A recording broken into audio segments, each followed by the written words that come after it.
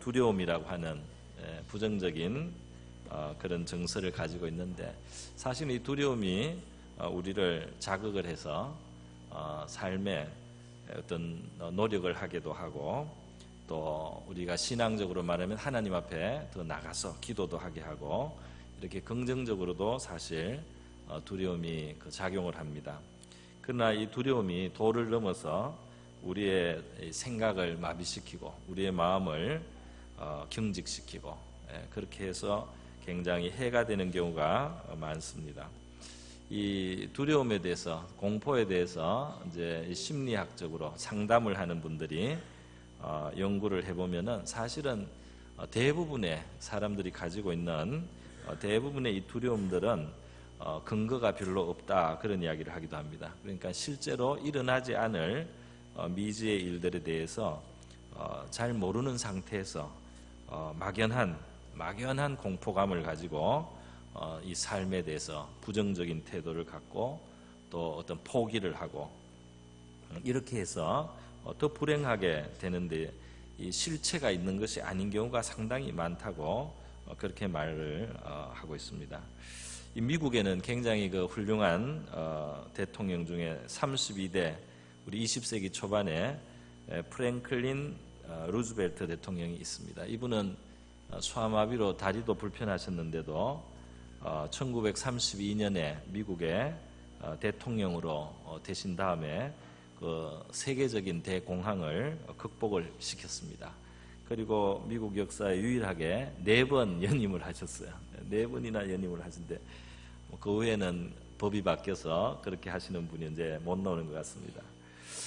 이분이 그 대공황의 시기에 미국이 다 사람들이 암담하고 암울하고 직업을 잃고 직장이 없고 하는 이런 파국적인 그런 상황에서 미국 국민들에게 준 그분의 메시지가 있었는데요. 그것이 뭐냐면, 우리가 정말 두려워해야 될 것은 다른 그 무엇이 아니다 말이죠. 우리가 두려워할 것은 우리가 무엇을 두려워하는 것을, 그거를 우리가 두려워해야 된다. 그러니까 우리가 무엇을 두려워하지 않아야만 이 지금 상황을 극복할 수 있다. 두려움을 없애자고 이분이 그렇게 국민들에게 메시지를 했다는 것입니다. 그래서 그때 미국에서는 할리우드 영화에 굉장히 많이 투자를 하면서 서부 개척의 정신을 일깨우는 그런 영화를 많이 만들어 달라고 해가지고 그 불굴의 의지, 어려움과 역경을 맞서는 그런 인간의 그 의지의 승리를 국민들에게 불어넣도록 그렇게 했고, 미국은 정말 이 대공황을 극복을 하고 말이죠. 루즈벨트는 4번이나 대통령을 계속할 수 있는 그런 지지를 국민들로부터 받았다는 것입니다. 또 미국의 우리 20세기 초기에 아주 우리에게 많은 유익한 글을 많이 남긴 저자이자 강사인 데일 카네기라는 사람이 있어요. 이분은 인간관계나 또 우리 자기관리, 행복론에 대한 책을 많이 쓰셨는데, 저도 그거를 읽고 어렸을 때 도움을 받은 적이 있습니다. 그 내용 중에 참 마음에 기억에 남는 것이 있어요. 그것은 뭐냐 하면, 우리 두려움을 갖지 말라는 거예요. 두려움을 갖지 마는데 어떻게 그 두려움을 갖지 않느냐. 사람들은 이 미래에 닥치지 않은 막연한 일들을 두려워하는데, 한번 마음을 열어서 말이지, 그 최악의 상황이 될 거를 한번 직시를 하고 그 최악의 상황을 한번 받아들이 각오를 하라, 이렇게 카네기는 권면을 했습니다. 예를 들면 학생들이 성적이 좀 떨어지면은 걱정을 하지 않습니까? 어떻게 이렇게 떨어져서 어떻게 하냐. 그래서 최악의 상태, 내가 시험에 점수가 나쁘게 나올 수 있다, 내가 무슨 시험에 떨어질 수 있다, 그거를 각오하고, 그렇게 되면 그게 영원한 끝이냐, 이렇게 한번 그 상황을 직시를 해보라는 겁니다. 그러면 내가 낙방을 하거나 성적이 나쁘지만 그걸로 내가 영원히 끝장이 나는 것은 아니다.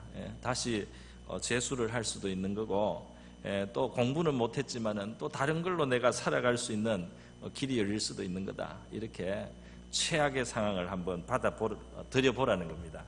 사업을 해서 돈이 딸리고 부도가 나기 직전에 그런 갔을 때 이 최악의 상태가 어떻게 될 것이냐, 최악의 상태, 진짜 부도가 나고 파산이 된다고 한번 생각을 해보고 그거를 받아들일 각오를 한번 해보라는 겁니다. 최악의 상태, 감옥에 갈 수 있는데 그럼 몇 년을 산다고 그게 끝은 아니다. 그래도 아직 인생은 끝이 아니다. 그러고 나도 또 회복할 수도 있는 거다, 인생은. 이렇게 카네기는 용기를 가지고 두려움이 올 때 그것을 직시를 하고 그거를 받아들일 그런 마음의 각오를 태세를 갖춘다면 의외로 우리는 그런 문제를 넘어설 수 있고 또 극복할 수 있다고 그런 권면을 해주기도 했습니다. 여러분, 그런데 성경은 말이죠. 성경에서도 우리에게 거듭해서 많은 곳에서 하나님의 자녀들에게 우리가 두려워하지 말라고 그렇게 권면을 하고 있는데 이것은 그냥 심리학적인 그런 근거에서 말하는 것이 아니고 하나님과 우리 사이, 하나님과 바로 여러분의 사이, 하나님과 나 사이에서 그 관계 속에서 우리가 두려워하지 않을 이유가 있다는 것을 성경은 말씀을 하고 있는 것입니다. 그리고 그 이유의 제일 그 기초가 뭐냐 하면 요약을 하자면 하나님이 우리를 불러주시고 자신의 백성으로 택하여 주셨기 때문에 하나님이 우리를 도울 것이라는 것을 믿으라는 것입니다. 할렐루야. 하나님이 우리를 택하여 주셨기 때문에 그 안에 우리가 이 세상을 살아갈 용기를 가질 수 있는 근거가 있다라고 말씀을 하는 겁니다. 오늘 이 본문에서 구체적으로 한번 더 살펴보도록 하겠습니다. 하나님은 사실 모든 인류를 향해서 선의를 가지고 계시다고 성경은 말하고 있어요. 긍휼을 베풀어 주시고 그 인류가 살아갈 수 있는 것들을 공급하시고 살피시고 있다, 이렇게 성경은 말씀하고 있습니다. 심지어 한 걸음 더 나가서 이 하나님의 돌보심은 인간 세계에만 제한되는 것이 아니고 동물의 세계에도 하나님의 관심이 있어서 이 동물의 세계가 유지될 수 있도록, 그 동물들이 먹이를 찾을 수 있도록 그 보살피시는 하나님의 세밀한 돌보심이 있다, 성경은 이렇게 말씀하고 있어요. 그래서 하물며 하나님의 인간인데다가 더군다나 하나님의 그 중에서도 택하신 그 백성들에게 하나님의 그 돌보심이 있다는 사실을 믿어야 한다는 겁니다. 우리는 내던져져 있는 고아나 돌보는 사람이 없이 그냥 내 혼자만 내 힘으로 살아가는 그런 존재가 아니고 돌보시는 하나님이 계시다고 말씀을 하고 있습니다. 8절 말씀에 보니까 나의 종너 이스라엘아 그랬어요. 또 내가 택한 야곱아 그랬습니다. 나의 벗 아브라함의 자손아, 하나님께서 이스라엘 백성, 자기 백성들과 자기 관계를 이렇게 친근하게 불러주셨어요. 종이다 그랬고 택하신 자라 그랬고 나의 벗의 자손이라고 불러주셨습니다. 우리는 아브라함의 영적인 자손이기도 하고 또 예수 그리스도 안에서 우리는 더 하나님 앞에 가까이 나가 있는 특별한 예수님의 그 공로를 의지해서 이스라엘 민족은 아브라함의 그 은택 속에서 아브라함의 하나님께 기뻐하심을 입은 그 아브라함의 자손이라는 이유로 하나님의 사랑을 받지만은 우리는 아브라함보다 위대하신 예수님의 그 공로를 힘입어서 하나님의 특별한 가호를 받는 백성이 되었습니다. 그래서 우리도 아브라함의 하나님의 벗 아브라함의 영적인 자손이기도 하고 더군다나 하나님의 사랑하시는 독생자의 피로 사신 하나님의 자녀이기 때문에 하나님께서 우리를 얼마나 귀하게 여겨주시는가, 우리가 그것을 먼저 기억해야 되겠습니다. 여러분, 하나님께서 우리를 택하셨다는 것을 우리는 어떻게 알 수 있습니까? 오늘 이 본문 말씀에 보니까 하나님이 불러서 자기 앞으로 나오게 하셨다, 이것을 강조하고 있습니다. 9절에 보면 내가 땅 끝에서부터 너를 붙들며 땅의 모퉁이에서부터 너를 부르고 내게 이르기를 너는 나의 종이라 내가 너를 택하고 싫어하여 버리지 아니하였다 하였노라 그랬어요. 그러니까 하나님이 부르셔서 자기 앞으로 오게 하셨단 말이죠. 그것이 하나님이 우리를 택하신 것이 나타나는 거라고 말씀을 하고 있습니다. 에베소서 1장에도 5절 말씀에 그 기쁘신 하나님의 기쁘신 뜻대로 우리를 예정하사 예수 그리스도로 말미암아 자기의 아들들이 되게 하셨으니 이렇게 말씀했어요. 하나님이 우리를 예정하셔서 택하여 주시고, 그리고 예수님을 통해서 이제 예수 믿도록, 예수님을 섬기는 이 교회를 통해서 우리를 불러주셨어요. 그래서 자기의 자녀를 삼아 주셨다는 겁니다. 베드로전서 1장 5절의 말씀도 하나님은 이렇게 택하신 우리를 말이죠, 특별히 여기시고 능력으로 보호하고 계시다, 그렇게 말씀을 하고 있어요. 너희는 말세에 나타나기로 예비하신 구원을 얻기 위하여 믿음으로 말미암아, 우리가 예수 믿는 믿음을 갖지 않습니까? 믿음으로 말미암아 하나님의 능력으로 보호하심을 받았느니라. 하나님의 능력의 보호하심이 함께하고 있다, 이렇게 말씀을 하고 있습니다. 여러분, 그런데 이 지금 이스라엘 백성들이 처음 이 이사야서 41장 이 메시지를 받을 때 말이죠, 그들의 그 펼쳐지는 그 상황을 보면은 이제 우리가 좀 더 우리에게 적용할 것을 많이 얻을 수가 있습니다. 이스라엘 나라는 하나님이 세우시고 하나님이 율법도 주시고 왕도 세우시고 이렇게 했지만은 죄 가운데 하나님의 법도를 떠나고 무시하고 또 우상을 섬기고 말이죠, 탐심을 쫓아가서 우상을 섬김으로 나라가 나중에는 망하게 되었습니다. 나라가 망했어요.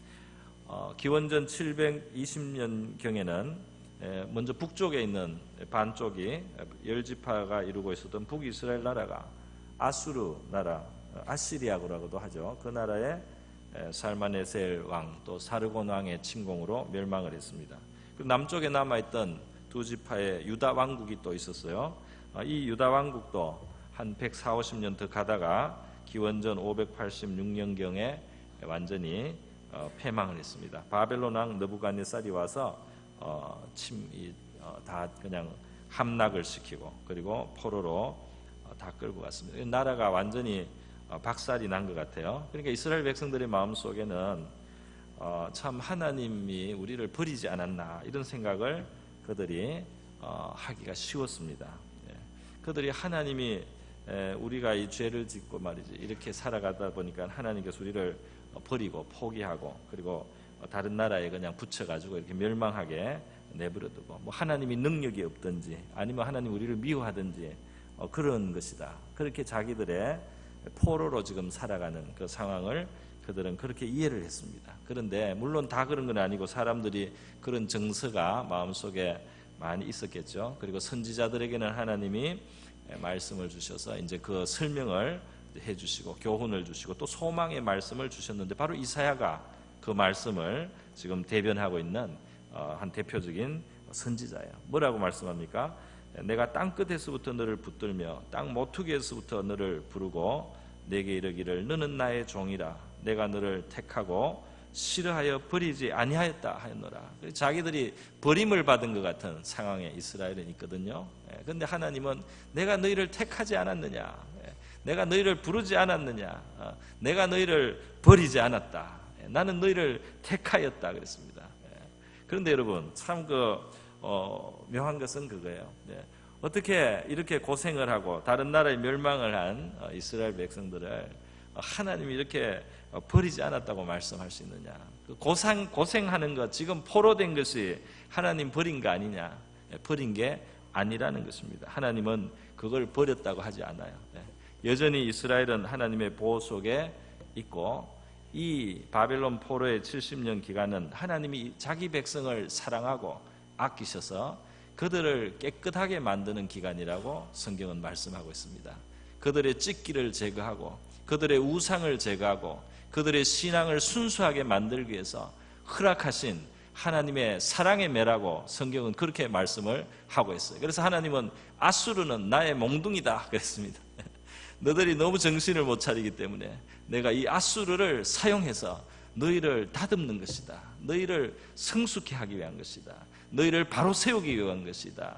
너희를 정말 나의 백성답게 만들어서 축복하기 위한 것이다. 하나님은 이렇게 말씀을 하시는 겁니다.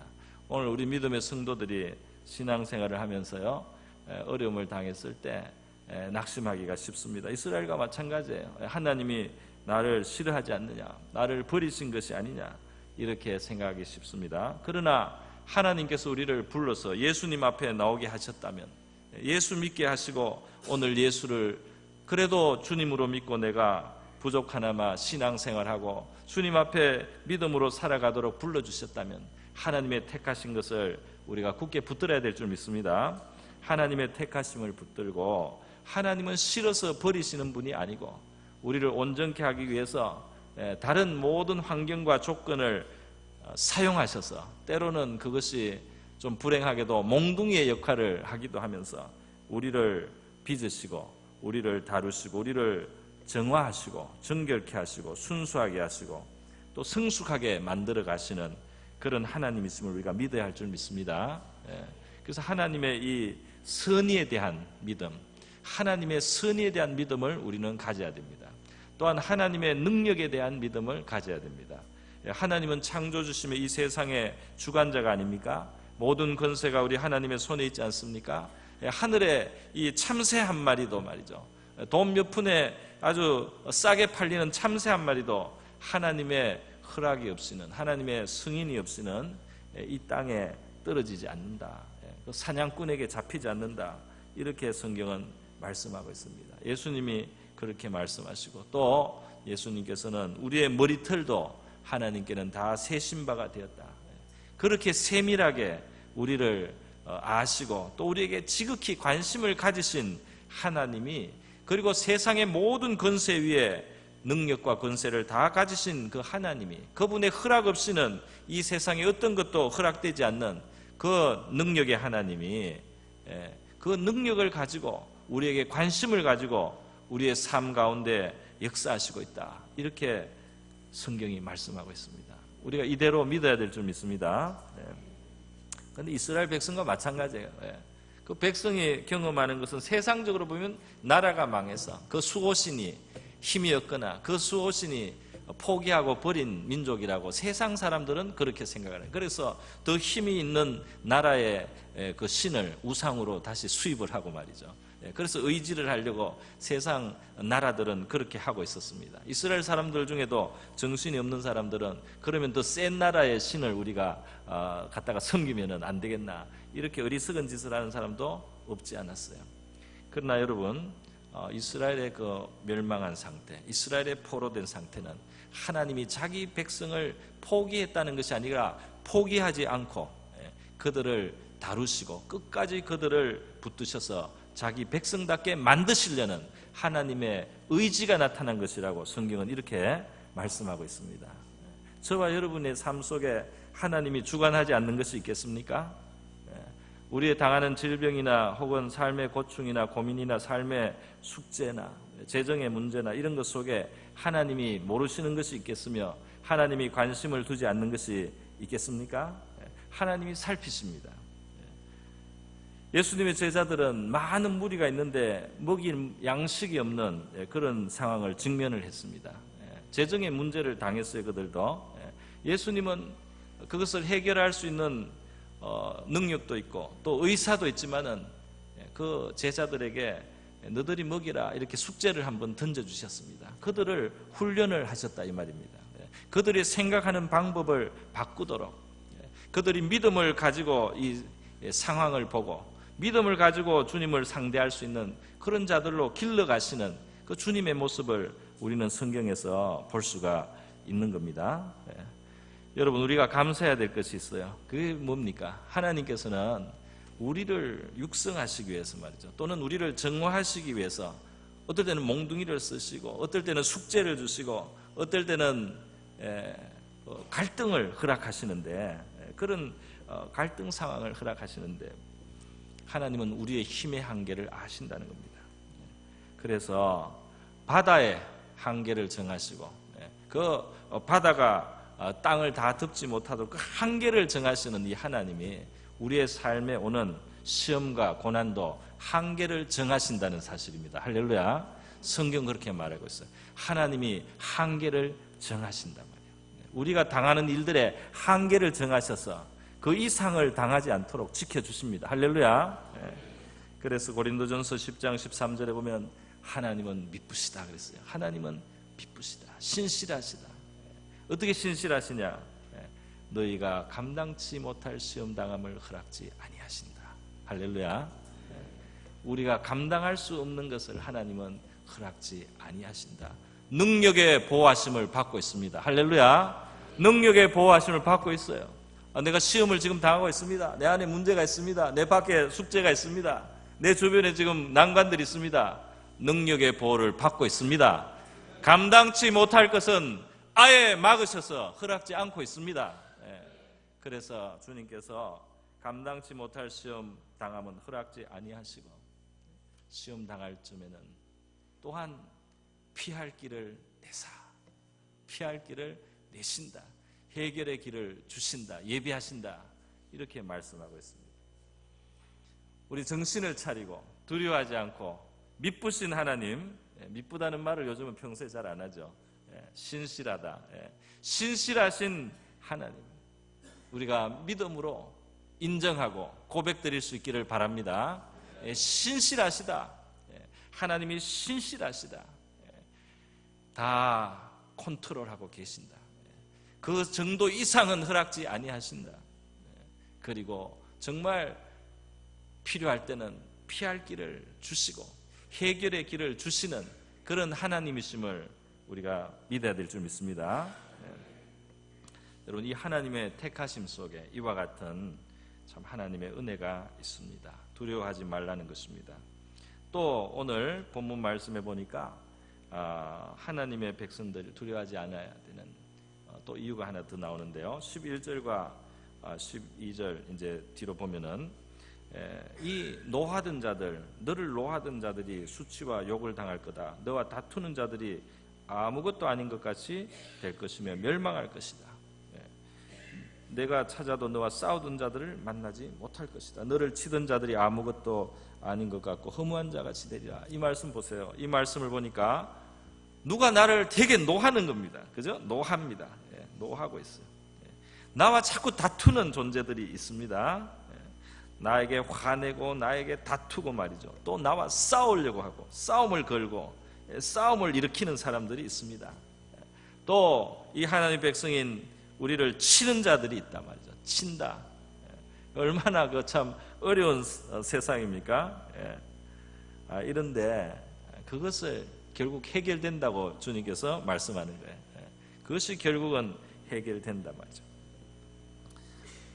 우리 창세기에 보면은 창세기 12장에서 하나님께서 아브라함을 부르십니다.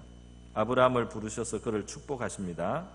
그 축복하는 내용 중에는 그를 창대하게 할 것이며 그에게 또 땅을 줄 것이며 후손을 크게 이루게 하실 것이며 이름을 크게 만들어 주실 것이고 복을 주실 것이고 이렇게 아브라함의 축복이 나와요. 이 아브라함의 축복은 말이죠, 제가 여러 번 이 강단에서 말씀을 합니다. 그래도 너무 중요해서 반복을 합니다. 예수 믿는 사람들에게 이 아브라함의 복이 주어집니다. 할렐루야. 그 신약 성경의 약속이에요. 예수 믿는 자들은 믿음이 있는 아브라함과 함께 복을 받는다 그랬습니다. 또 갈라디아서 3장 14절에 그리스도 예수 안에서 아브라함의 복이 이방인들에게 미치게 하신다 그랬습니다. 우리도 이방인이었는데 이 아브라함의 복에 우리가 참여하는 것은 예수 그리스도를 믿을 때 이것이 우리의 것이 돼요. 할렐루야. 그런데 아브라함이 받은 복 중에 말이죠, 하나 특징이 또 하나 있어요. 그게 뭐냐면 너를 축복하는 자는 내가 복을 내리고 너를 저주하는 자에게는 내가 저주하리라 하는 말씀입니다. 하나님이 특별히 함께해 주시는 거죠. 그래서 이 말씀을 우리가 볼 때 말이죠, 이 성경을 이렇게 보니까 아브라함이나 이삭이 하나님의 뜻을 따라서 나그네로 가나안 지방이나 또 주변 지방에서 나그네로 장막을 올리면서 이렇게 살 때 말이죠, 그들의 그 처음의 모습을 보면은 위축돼 있습니다. 그 환경에 위축이 돼 있어. 이들은 하나님을 믿고 여호와 하나님을 믿고 그 하나님을 섬기면서 살아가고 하나님께 제단을 쌓으면서 그 하나님의 인도를 받으면서 기도하면서 이렇게 살아가는데 말이죠, 처음에 이들의 모습은 이 주변의 이 환경에 비해서 굉장히 위축돼 있는 거예요. 위축돼 있어요. 그 험한 세상 속에 위축돼 있는 모습입니다. 또 푸대접을 받기도 합니다. 어떨 때는 무시를 당합니다. 어떨 때 불이익을 당합니다. 억울한 일을 당합니다. 그렇게 겪으면서 아브라함도 살고 이삭도 살아가는 거예요. 그게 창세기에 나와요. 그런데 이 믿음으로 사는 사람들의 결국은 어떻게 되느냐?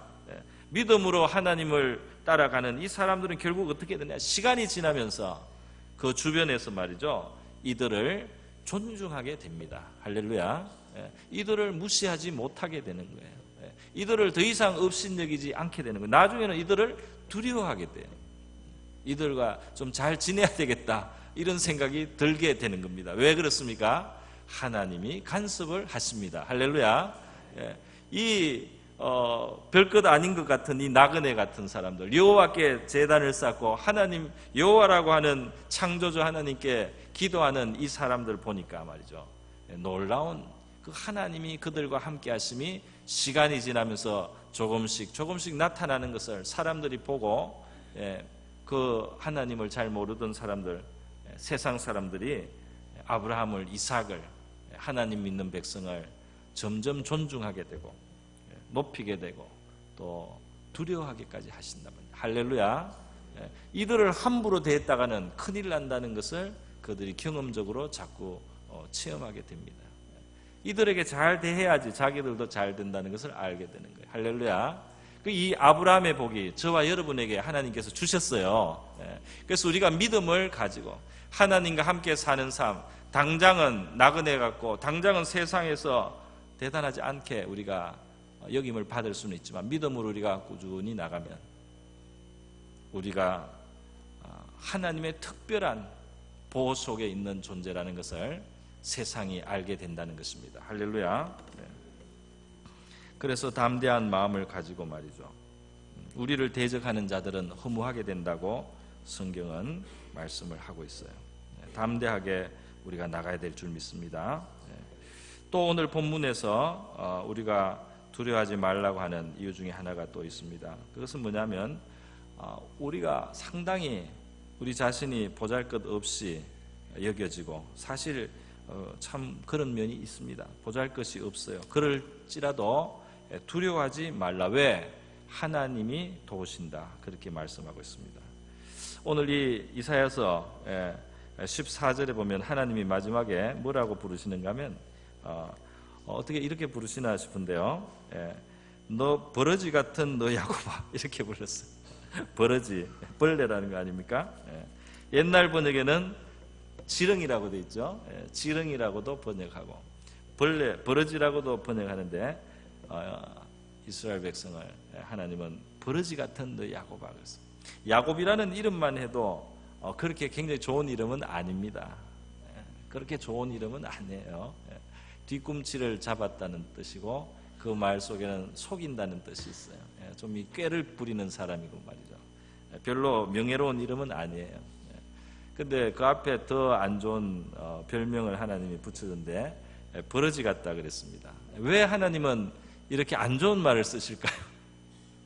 왜 이렇게 안 좋은 말을 쓰실까? 하나님이 우리를 미워해가지고 또 우리를 정말 업신여겨서 하나님이 이렇게 말씀할까요? 그게 아니고, 하나님이 지금 여기서 버러지 같다, 버러지 같은 너희하고 지렁이 같은 너희가 이렇게 했을 때는, 너희가 자신을 볼 때 너무 초라하고 너무 미미하고 너무 아무것도 아니고 너무 무력하다고 생각될 때도 하나님이 너희를 그대로 상대해 주시고 택하신 백성으로 여기신다는 것을 제발 믿어라, 그런 뜻입니다. 할렐루야.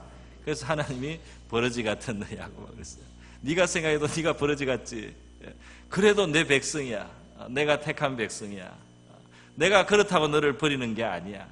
너가 그렇게 없고 무능하고 무력하다고 너가 내 백성이 아니라고 하는 게 아니다. 나는 네가 그렇게 아무것도 아닌 줄 안다. 네가 그렇게 무력한 줄 안다. 그래도 내 백성이고 내 택하신 백성이고, 그리고 내가 도우려고 하고 너희는 두려워하지 않기를 내가 바라노라. 그런 뜻으로 하나님이 일부러 그렇게 불러주신 줄 믿습니다. 야곱은 창세기에 그 생애가 나오는데요, 여러 가지 삶에 정말 험난한 세월을 그가 많이 보냈어요. 그는 믿음으로 살면서도 꾀를 피우고 믿음으로 살면서도 인간적인 술수를 쓰고 이렇게 하다가 자기가 한 것 이상으로 참 대가품을 받고 말이죠. 남을 속이다가 훨씬 더 많이 속고 이렇게 아주 고난을 많이 받은 그런 삶입니다. 또 하나님을 잘 믿겠다고 했다가 하나님 앞에 약속을 지키지 않고 그냥 세상에 팔려서 살고 이렇게 하다가 환난을 당하기도 하고 야곱의 삶은 정말 파난이 많았어요. 그러나 이 많은 파난을 통해서 야곱은 영혼이 깨어나게 되고 또 하나님 앞에 각성하게 되고 하나님 앞에 정말 더 순수한 믿음이 되어서 야곱의 말년은 참으로 영광스럽고 아름답게 되었어요. 그의 후손들도 하나님 앞에 많은 축복을 받고요. 그도 더 신령한 사람이 되고 자손들을 하나 그 미래를 하나님의 영감으로 축복해 줄 수 있는 그런 야곱이 되었습니다. 그런데 이 야곱의 생애 속에 한 고비가 있습니다. 가나안 백성들한테 전멸당할 위기를 겪은 적이 있어요. 창세기 35장에 보면 이들 야곱의 집안이 우상 숭배를 허용하고 말이죠. 그들이 하나님에서 떠나고 세상 풍습에 젖었습니다. 하나님과는 멀어지고 세상에 이들이 젖어들었어요. 우상이 집안에 막 들어와 있어요. 세상 사람들하고 똑같은 형태로 말이죠. 그들이 그 문화를 따라갑니다. 그렇게 했을 때 집안에 큰 시련이 왔어요. 딸 디나가 세겜에 나갔다가 세겜 족장 강간을 당해서 큰 아주 충격적인 사건이 벌어졌어요. 그때 이 아들들은 또 혈기가 있어가지고 세겜 사람들을 속여가지고 기습을 해가지고 한 동네 남자들을 다 진짜 죽였습니다. 그 꾀를 써가지고 혈기로 죽여버렸어요. 그러니까 이제는 온 그 가나안이 야곱의 집을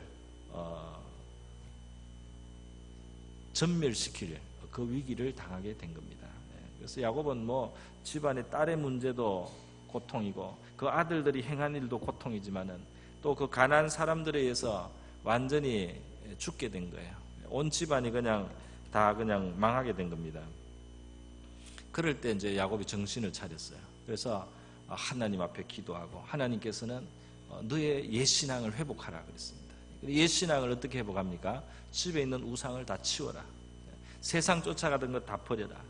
그래서 그게 금고리 뭐 팔걸이 뭐 화려한 것, 사치한 것, 그리고 이방의 풍습을 따라서 된 옷, 그리고 우상 이런 거를 다 모아다가 상수리 나무 밑에 다 묶고 딱 이제 끊었습니다.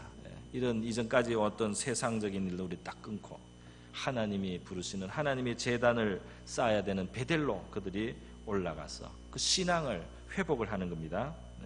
이렇게 신앙을 회복할 때 그들은 아무 힘이 없습니다. 가나안 전 족속이 이들을 대적하면은 그들은 갈 곳이 없어요. 완전히 죽는 거예요. 그때 하나님이 도와주세요. 지렁이 같은 야곱, 무장이 이제 없습니다. 지렁이가 무슨 뭐 발톱이 있습니까? 지렁이가 무슨 이빨이 있습니까? 아무것도 없잖아요. 지렁이 같은 야곱을 하나님이 도와주십니다. 하나님 앞에 돌아오고 하나님 앞에 바로 서려고 하고 잘못된 것을 끊어버리고 하나님 앞에 돌아올 때 하나님이 야곱을 도와주세요. 어떻게 도와주십니까? 그 주변 사람들의 마음에 야곱을 건드리지 못하게 하나님이 그들의 마음을 주관하시는 거예요. 할렐루야. 그 족속들의 마음을 하나님이 주관을 딱 하니까 아무도 감히 야곱을 추적하지 못합니다. 따라오면 야곱을 죽이는 거예요. 한 집안이니까. 그 가나안 족속들이 그 한 집안을 해치지 못하겠습니까? 그런데도 하나님이 주관해 주니까 야곱의 집이 안전하게 베델까지 무사히 가고 거기서 신앙의 갱신을 다시 이루고 그 집안을 믿음으로 다시 일으킬 수 있는 토대를 하나님이 주신 줄 믿습니다. 보잘것이 없어 미력할지라도 하나님께서 자기 백성을 도우신다는 사실을 기억하시기를 바랍니다. 로마서 5장에서는 우리가 아직 죄인 되었을 때 그리스도께서 우리를 위하여 죽으심으로 하나님께서 우리에게 대한 자기의 사랑을 확증하셨다 그렇게 말했어요. 죄인 되었을 때, 그러니까 우리가 훌륭한 자기 때문에 우리를 택하시고 백성을 삼으신 것도 아니라는 겁니다. 죄인 되었을 때 우리를 사랑하여 주셔서 그 아들을 주신 하나님이 예수 안에서 우리를 불러서 지금 하나님 앞에 나오게 하셨습니다. 하나님께 택함을 받은 백성들은 자기 공로는 없지만은 신실하신 우리 하나님, 선하신 하나님, 능력의 하나님으로 말미암아 소망이 있는 줄 믿습니다. 두려워하지 마시고 담대하게 하나님의 도우심을 구하시는 저와 여러분 되기를 주님의 이름으로 축원드립니다. 우리 다 같이 한번 기도하겠습니다. 기도할 때 하나님, 내가 내 자신을 보고 낙심했거나 두려워했던 거 있으면 긍휼히 여겨주시고 우리 하나님의 선하심과 능력을 믿고 예수 안에서 나를 불러주신 하나님의 변치 않는 그 사랑, 또 택하신 사랑을 믿고 내가 담대하게 살아가게 하여 주시옵소서. 내 주변의 모든 일들 가운데 우리 하나님의 주관하심이 있고 나의 유익을 위해서, 우리의 유익을 위해서 선하게도 사용하시고 또 우리를 돕는 힘으로도 사용하시는 우리 하나님이신 줄 믿습니다. 도와주시옵소서. 기도하겠습니다. 하나님 아버지 감사합니다.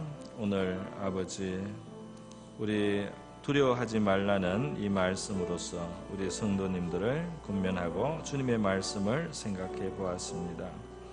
아버지여, 우리 성도들의 마음에 염려와 근심이 있지 않습니까? 주님께서 이 말씀을 베풀어 주시는 줄 믿사오니 아버지여, 하나님의 변치 않는 사랑에 대한 믿음을 갖고 마음의 염려와 두려움으로 말미암은 마음에 위축되는 것, 마음에 경직되고 마음에 약해지는 것을 하나님 내려놓게 하여 주시고 우리를 위해서 이 나라 저 나라 주변의 환경도 사용하시고 주장하시는 우리 하나님, 우리를 위해서 아수르를 사용하시고 또 페르시아를 사용하시고 바벨론을 사용하시는 우리 하나님, 그래서 우리를 세워가고 우리를 만들어 가시는 하나님이심을 아버지 기억하게 도와주시옵소서. 주님이서 그 나라가 쇠하기도 하지만 그 나라를 흥하게 할 때도 하나님은 주변 나라들을 통해서 주변의 왕들을 통하여 이스라엘을 도우시고 이스라엘을 아버지 회복시키시며 그들의 귀환을 도와주셨습니다.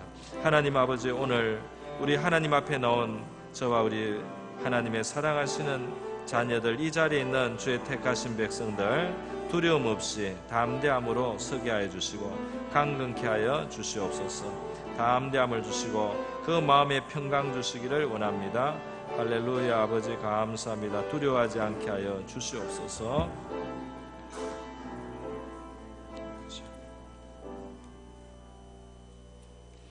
고마우신 하나님 아버지 감사드립니다.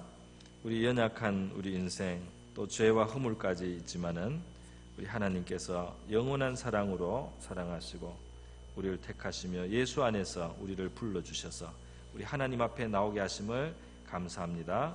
우리 이 세상의 많은 풍파와 또 시련과 역경이 불가피하게 우리의 주변에 있지만은 하나님의 능력의 보호하심 속에 있다는 것을 깨닫게 하여 주시옵시고 주의 도우심이 우리에게 나타나게 하여 주시옵소서. 우리가 주님과 함께하며 담대한 마음을 가지게 하옵시고 우리를 도우시는 하나님의 손이 가까이 있다는 사실을 깨닫게 하여 주시옵소서. 감당치 못할 시험당함을 허락지 아니하시는 하나님의 능력의 손을 의지하고 하나님의 선하심을 기억하고 담대하게 행하는 주의 백성들 다 되게 하여 주시옵소서. 고마우신 예수님의 귀하신 이름으로 기도드립니다.